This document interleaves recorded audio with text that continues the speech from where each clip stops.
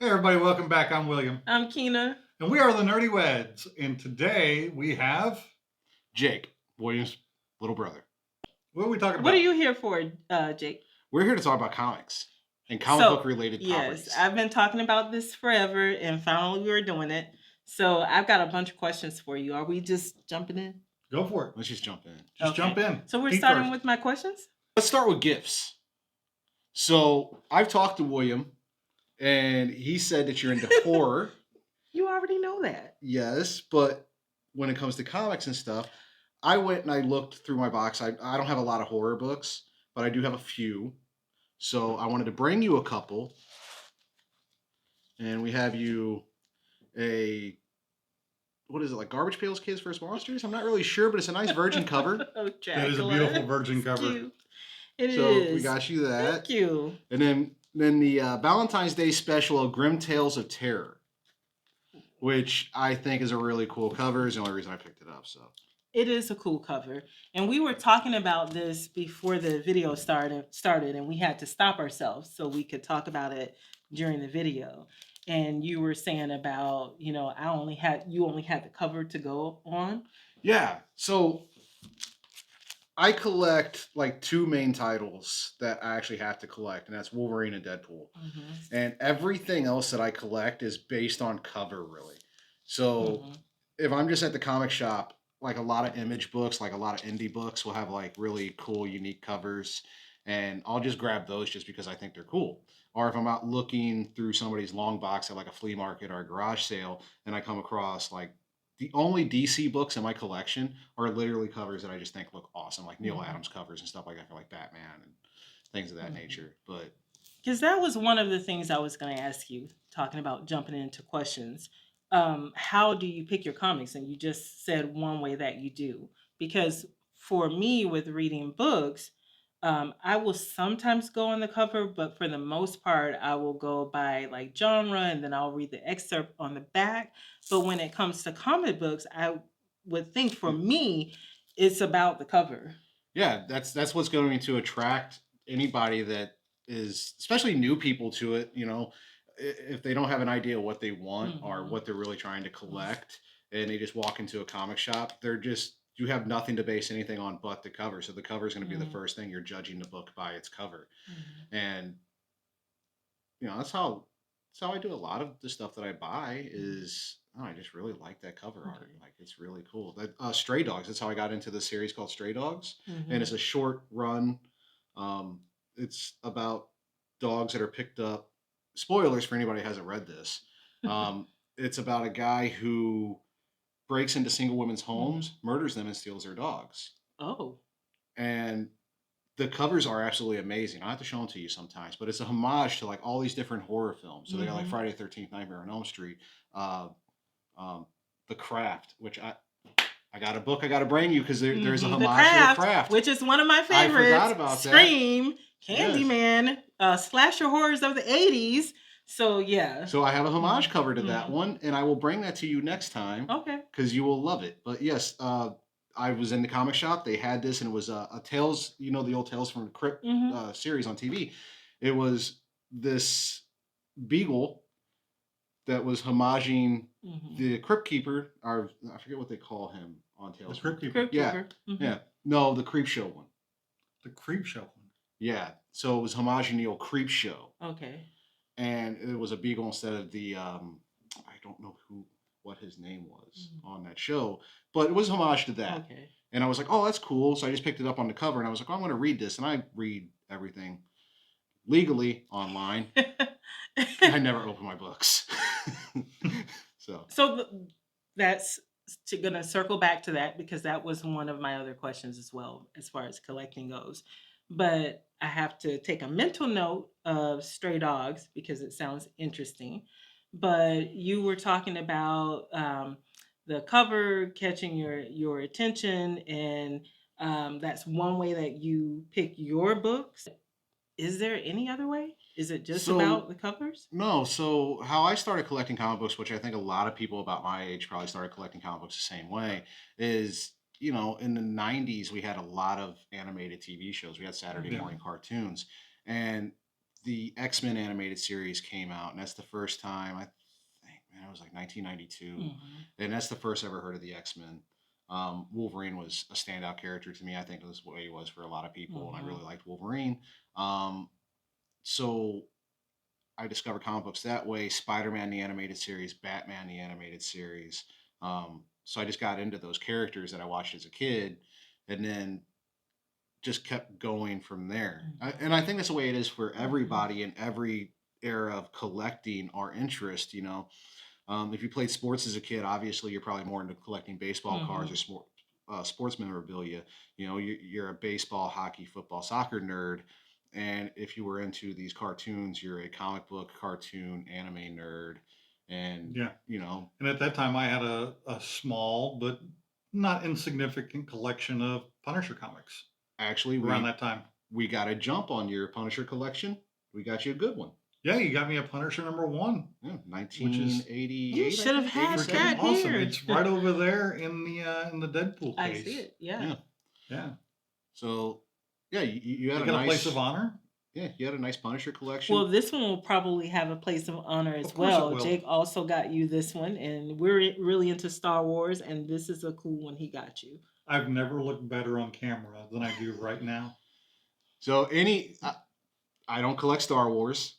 So as I buy small collections or I buy things, mystery boxes, and as I come across them, Star Wars books or Star Wars related materials, my brother gets first dibs. If he passes on and say it's not a character or something he's not quite interested in, Logan at my local comic book shop, Yancey Street Comics, I give them to him. Yeah. Which is probably bad practice for somebody who sells comic books. Probably, it's but definitely it's bad good practice for him.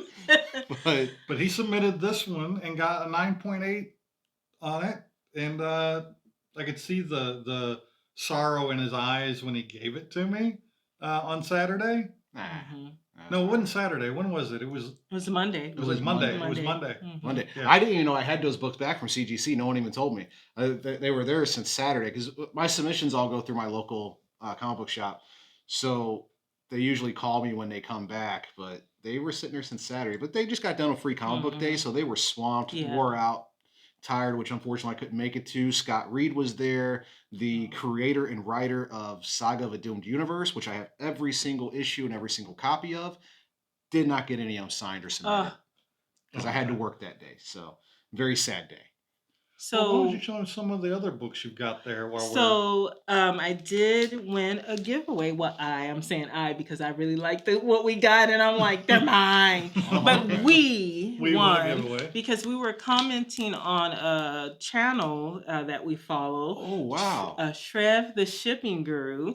And we won a giveaway, our first one. And these covers are really awesome. Well, and I want you to look. I want to see them. this one real quick. You can see all of them. I'm just making sure I got them all. They're freaking I want to show awesome. somebody. Here, all of them. So from the Doctor Strange run from the 90s, you have a #1. Yeah. And that #1, couple tiny small spine ticks, but sharp corners. This is something I would press and actually have graded. Okay. This is actually really, really cool. Well, we'll get it graded then. Got a She-Hulk. I was excited about this one because look, you were talking about covers, right? Yes. I saw this cover on his channel. I don't remember when he was talking about it, but I saw it. I was like, I love that cover. And that's why he put it in the box. Yeah, so I would want to read, if this is part of a series or something, I have to look into it. I would want to read it because I just love the cover. This is from the current run of She-Hulk. Okay. And it's actually, from what I hear, I haven't read any of them. I do have a few of the books because the covers are really absolutely amazing art and stuff. From what I've heard, is a good run currently. So it would be worth checking out. And they're going to have all the back issues of this at Yancey. Because like I said, it's a current run. This is, I think, like her volume 4, volume 5. Okay. And that's number 12 of the series. Number 12. And then you have a number 9 of the series. Which is, again, like I said, the covers for She-Hulk are really nice. The colors in the background and everything looks really good. They actually have one She-Hulk book I have to get. I think it's of the brand new run. I don't know if it's issue 1 or what, but it's a DNA variant and it's X-23, Wolverine's clone daughter, and She-Hulk on the cover, and it's the purple background, like Wolverine issue 8 from his Volume 2 run. So it's homaging that cover, which is absolutely awesome. So again, really nice cover. Oh, this one's going home with me. I If like you that want one. it to go home with you, it can. Oh no, it's going home with me. Okay. I wasn't asking. No, this one. You can have Oh, this that one. one's going home with Yeah. you? Yeah, This is the would you Wolverine. think the Wolverine wasn't going Oh, to... the Wolverine! Yeah, the X-Force Yes. #1. Yeah. Okay, yeah, no, you got some really cool books here, like Moon Knight number 13. These No, Moon Knight seriously. covers are amazing. Like we did an unboxing when we got it, and I was sitting here, and I don't know anything about comic books, but I know when something looks good. And I was Yeah. sitting here like this, and I was telling William afterwards, I was like, I'm gonna have to edit out me looking like a little kid on Christmas.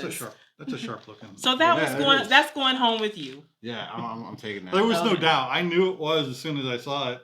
Like, oh, Jake's gonna take that one. Yeah, that's a beautiful cover. And, It is a nice I love the cover. X-Force run. So yeah, I'll take that. Okay, you'll take that. And you got a card. Let's see what the card is. Yes, because Okay, Dragon Ball Z. so It's he does a Naruto. lot Oh, of Naruto. collect. Naruto. I don't know my animes. Yeah, I'm and sorry, I apologize. he does a lot of collector cards, and because we don't do it, we don't know if it's like Magic the Gathering where you're playing against each other or if you're just collecting. And I But think it's this something is we have part to of the look game. into. If we look back here on the back, it's a Japanese game, Hmm. but it's not in English. But there, I think, But there it are looks rules cool, for doesn't it? It does. It's a really cool card. Yeah, Yeah. my son, Ronnie, Hmm. who's a huge Spider-Man and Venom fan, has gotten into the Marvel Masterpiece cards. So it's from Flair from like the 1990s, and it's their Masterpiece collection set. I used to have I used to have so many of those as a kid. I used to have a lot of stuff as a kid. I used to have a really great collection, but that's gone now. I'm restarting, so But I got a good collection now, but But that still leads building. to my next question because I have it about the comic books. I also have it about the cards. You guys would know better than me because I didn't collect like baseball cards or anything like that when I Elbow was on a the books is kid. not a good idea. So when you Let's move those. It's Yeah, all about let's move condition. those. Let's move those. We're going to talk about all Well, that. we're going to teach you talk about handling all here in a that. little bit. Remember, I'm new. Okay. So with gentle, I'm new. cards, like would you? And this is more for people who are viewing because I know you guys are not into collecting cards, I used to especially be. of this type. Even if it's a game, do you keep it in a book, a card collection book, like you used, like kids and people used to do when they collected baseball cards to make sure that they stayed in good condition? Or because you're playing with them, do you display and when you find a card that you deem valuable, you put it in something like this or what? And see, this Yes. comes, yes, but this comes back to the great thing of 2004, CGC. Mhm. Now, CGC has made the hobby great and ruined the hobby at the same time. But, so the same thing with like my comics. Mhm. Now, there's a lot of Wolverine books that are worthless, are not worth money. And, to me, they're worth everything in the world. I Mhm. buy them in the most clean, pristine condition, but I wouldn't send them out to grading. Okay. All right. So we have what's called keys, comic book keys. And every series of books, Superman, Batman, Wolverine, X-Men, even indie books, Something is Killing the Children, Mhm. things of that nature. They all have keys. First appearances of characters, first issues, just amazing cover art that is Mhm. iconic that, just it looks so good. You have to send it in, have it submitted, and have it graded. Just like with the cards, baseball Mhm. cards, Yu-Gi-Oh cards, all those kind of things. Once you find that rare, valuable key card, Mhm. you can either one, put it inside a top loader like that to have it protected and just have it for your own viewing pleasure, or you can have it graded to one, be protected, two, display, or three, just increase the value Okay. because it's a high grade. Yeah, That does lead to my next question because being new to it right now, my main concern is just finding comic books that I'm interested in and reading them. I'm not in collector mode just yet. And should I go ahead and get into that mode or should I wait to see if I'm really going to be into comic books and continue to read them? So there's no wrong way to collect. It's like a Reese's. Hmm? There's a lot of people out there that hate slabbed comics. Now, what Like, are you, newbie here? So Explain s- what you mean by slab comic. Is So it a is slab in comic would be like this okay? here: CGC, CBCS, PGX. The grading companies that once you get the Okay. book graded, it gets sealed in its holder, and Mm-hmm. then it gets encapsulated inside this, gets a grade assigned to it. You can no longer open this book up and read it. Mm-hmm. There's a lot of people out there that are into comic books that collect that hate this method. Mm-hmm. So you have multiple different kinds of collectors, and there's really no wrong way to collect. You have key collectors who only collect valuable books. It's not even about the stories or anything else. You just, oh man, this book's valuable, I want it. You have full run collectors, which is what I am, where once I get started on Yeah. a certain character or a Mm-hmm. certain group or a certain title, I have to have it all. So it becomes an expensive hobby for you. It is a very expensive Mm-hmm. hobby. And that's what has limited me into really delving into it, because I'm what I call myself like a completist, because Completionist. well, I don't know, I made it up, so I don't know if there's an actual term for There that. is. So I Completion has just her say own term, and I like it. completist because I think of myself like when I start to read books, or if I start to get autographs and I'm like watching a movie series and I'm like, I want every single autograph for every movie. I want the complete set. So it's kind of turned me off from really getting into comic books. Thing to remember about collecting with comic books and any collecting, let the hobby fund itself, or try to at Mhm. least recoup some of the cost through the hobby. So I don't, I have, I don't know how many comic book boxes full of Mhm. comics, and I will pull out every once in a while and I'll be like, okay, this one looks like it's a 9.0 or better. I'll Mhm. have it graded. I will then turn around, sell that comic for way more money than I have into it. Mhm. And then that returns some of the money on my investment. So then I can go out and buy more comics with that money. Okay. So it's searching flea markets, garage sales, Mhm. antique shops, things of that nature, learning what you're looking for, what kind of comics you want to resell, and which ones you can actually make money on, Mhm. and then using that money to then go buy the books that you actually want. Okay. So it's a slow process, and but Or you can give blood. or you can give blood. You Plasma. could donate. Donate blood. I have actually Sell thought about plasma. doing that. Actually, it's a I think it's like $1,000 a month for like your first month or What? something. Like that's Hulk We actually 181. do have a friend that gives plasma, by the way. Yeah. And- Well, I had a guy yeah. when I was in the army, or when we were stationed in Mhm. Jackson or in Fort Riley. There was a guy at the local game store, and he was addicted to Warhammer, but he didn't have Warhammer money. So when he would go donate sell plasma, he took all that money to the game store, bought his miniatures and paints and all that with that money, and made a Blood Angels army. Yeah, I know we're joking over here, but real talk, I'm not doing that. But that doesn't really lead to the next question. But I do have a next question before I forget. Acronyms, like for example, I've been watching a lot of comic book channels, and some acronyms I see that I'm not really sure what they mean, and maybe I know you know. Maybe I know. So LCS, I figured that was local comic shop. Local comic book shop. Yep. AOK. AOK. AOK is damn. I know this one too.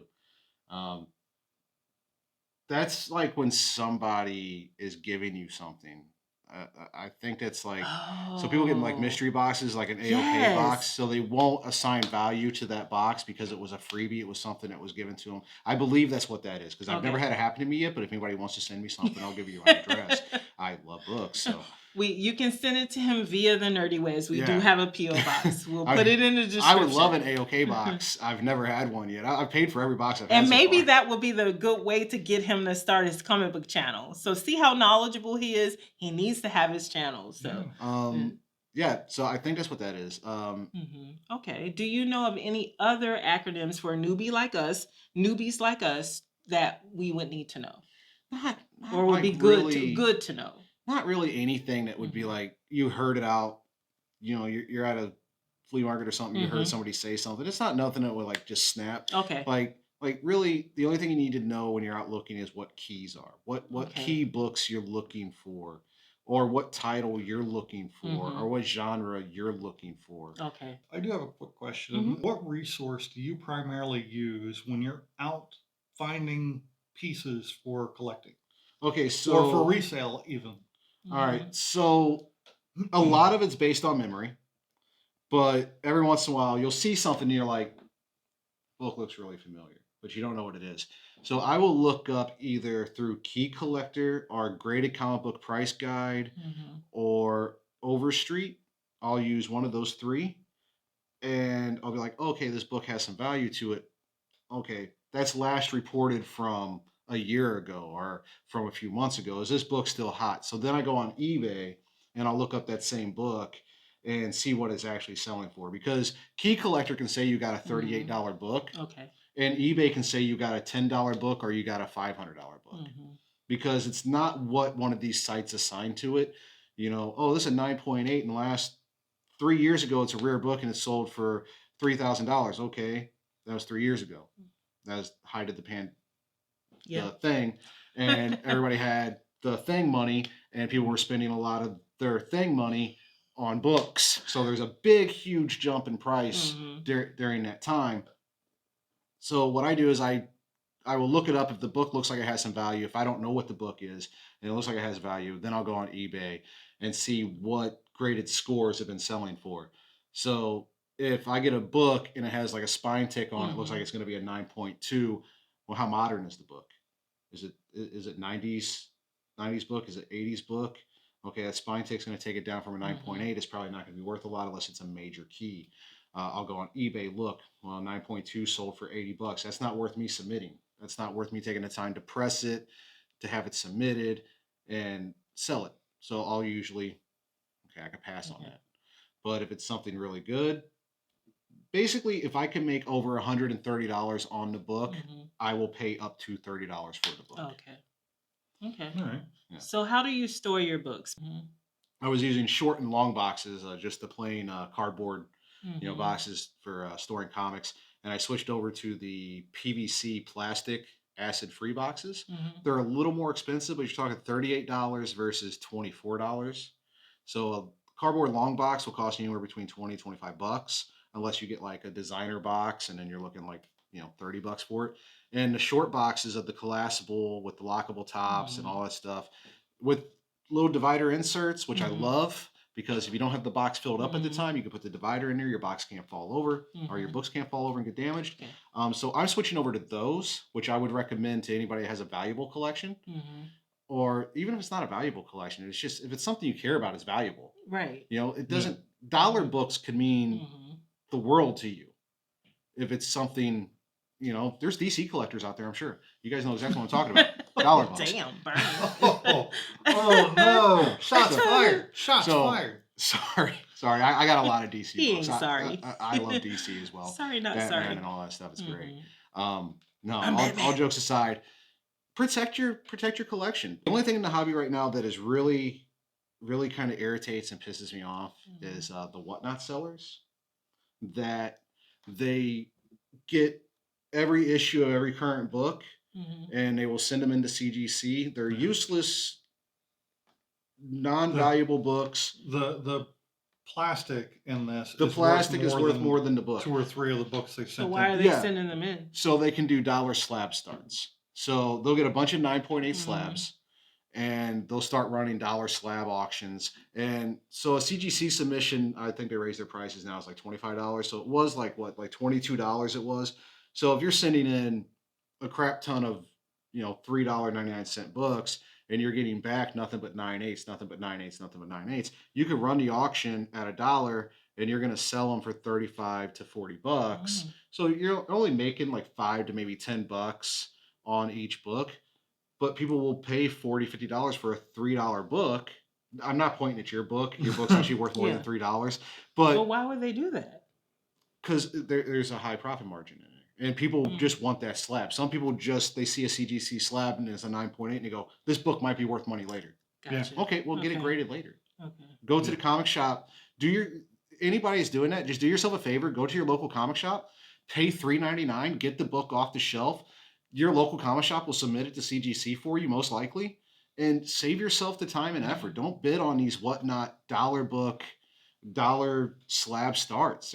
It's a waste of your money. You Well, can go to the store and get a $3.99 book. that is my next question, because I started getting the Noctera, and William was talking about, he was like, you should wait till Jacob is here so he can look at these comics and see if they're the best ones on the shelf for you to get. So that leads me to my next question. When you're getting comic books and you're buying it off the shelf, are you looking at each book to see which one has less damage? Yes, actually, I will. And this is more of a problem with Marvel and DC than it is like with Image or Dynamite. With Marvel and DC, I will go through every book on the shelf to make sure that on the spine, there's no spine stress or where the book was Okay. shipped. Because, when these books are shipped, they're all just stacked on top of each other. They're not bagged and boarded. Yeah. So I will look and make sure there's no damage that runs down the spine. Mm-hmm. I will check and make sure there's no chipping or tearing in the corners. And I will look overall the cover, make sure it's not super wavy. Oh, And then I will look at the corners and make sure that the corners are sharp. okay. Because even if it's not a valuable book, I want the best book in my collection. I pride my collection on how clean it is. Okay. So And I you look never for know the when cleanest that copies. book's going to go from the cover price that you paid for Now, to Okay. being here's a So I 30, may 40, look $50 into that book. moving forward. But at the And- time, I was like, I just want to read it. Oh, and one last question for you, and then we're going to wrap this up. Okay. She's talking about collecting comics, but she's also talking about reading them. Yes. Mainly reading. So, what do you recommend someone does if they want to get a really nice collection of books they really enjoy, but they want to enjoy the book at the same time? Buy 2 copies. Okay. Are there any online resources that they can take There advantage of? are online resources, things we can't talk about on here.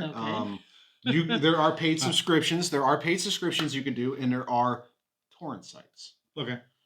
Paid subscriptions, you go through Marvel, you go through DC. I think Image has a paid subscription you can go through. Don't quote me on that. I'm not sure. But yeah, what I do, if I want to feel a physical copy of the comic in my hand and like kind of take I me do. back to that, Yes. I will pick. In the community, we have what's called reader copies. So if we have a pristine copy of, let's say, Wolverine from 1982, it's his issue number 1. We have what is considered a high grade copy, a near mint copy. We're not going to open that up and read that book. Okay. We could go pay $20 to $30 for a 4 to 5.0 style copy that's got spine ticks and slightly torn pages and things like that. We could pay a lot less money for that copy, and we can enjoy reading it. We can flip it open. The And there's pages also are still good. trades. There's also trades, yes. And sometimes they just will put a whole collaboration of stories together. That is a good point, because we like Star Wars, and I was at one point reading Legacy and I got out of it, and you were like, well, if you like Star Wars, you should do, I think it was Dr. Afra. I've heard a lot of You good things pointed about out to Dr. me. Afra. And we were in St. Augustine, and you were like, this book has 1 through 6 in it. So this would be a good way to get into the series. So that's something I'm going That's to if you look want to into. read There is the a- books instead of collecting them. Right. Yeah. And I still read all the books. I just read them online, or I'll buy an extra copy and I'll read that way. One other thing, though, those trade paperbacks Yeah. can be worth a lot of money too. Really? Omnibus. Omnibus, Omnibus like your books. Candyman omnibus. My Sandman. Sandman. Your Sandman. Those can be omnibus. worth a I lot would of money. like Candyman. Your In trade perfect condition, paperbacks? that thing's about $600. It's not in Yeah. perfect condition, though. I know. No. But that's another thing. Do you care about the value, or do you just want to enjoy the hobby? I want to enjoy it, but I know things change with time. This is what I've told him, and I'll tell you. There is a difference between collecting and hoarding. So as your collection grows, especially with comic books, and you guys got a lot of board games. Yeah. So as your collection grows and space grows shorter, there becomes a time where you go, have I outlived this particular series or this particular Mm-hmm. game or this particular statue? Even if you think it'll never happen, there comes that There time. comes a time you're gonna want something Mm-hmm. else and you run out of Can't take room. my games away from me. Yeah. And so just remember, there's a difference between hoarding and a difference between collecting. Mm-hmm. We'll leave it at Yeah. that. And that's a good note to finish because we are going to have you come back a bunch of times. Okay. Thank you for joining us, guys. Jake, thank you for being on this episode. Oh with yeah, us. man, I had a good time. And if you have any questions for Jake, make sure you comment down below. Anything you'd like to know from him. Or And anything also, that I may have gotten wrong, you yell guys can him- correct that too. What's that? Anything I may have gotten wrong, you guys can correct that too. Yeah, I know let how us the know internet is. how full of shit he is. Yeah. In the comments down below. And like this video, subscribe to the channel, and until next time. Stay nerdy.